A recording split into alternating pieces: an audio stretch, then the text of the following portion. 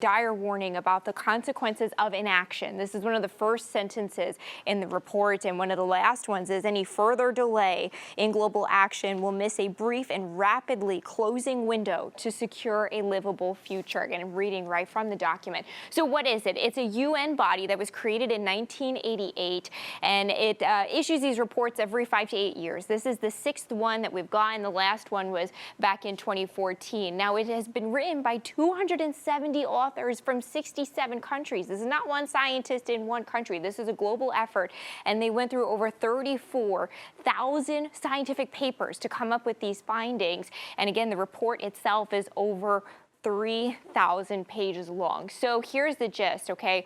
We are now at 1.1 degrees C above average for those global temperatures. When you hit 1.5, that's where we start to find wording that it's going to be limited to try to recuperate. Once you hit 2 degrees, that's where it's impossible for some regions of the world to recover.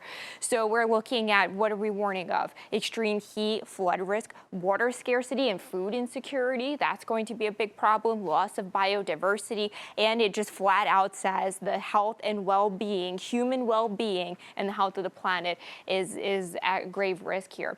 So here's a look at some of these future temperatures, and if we do nothing, you could see that orange line where these temperatures just continue to skyrocket to some of the territory where it's like that point of no return. But we can do something. We do have a window to knock these emissions down and curb those temperatures and really curb some of those impacts. We can do something. So it spends a lot of the report talking about solutions and adaptations, and it talks a lot about government partnerships with businesses and communities, and it talks a lot about getting in with those marginal communities as well, talking to indigenous people, to women about equity and justice in doing all of this, renewable energy, sustainable transportation, all in an effort to curb greenhouse gas emissions. Here's the co-chair of the IPCC.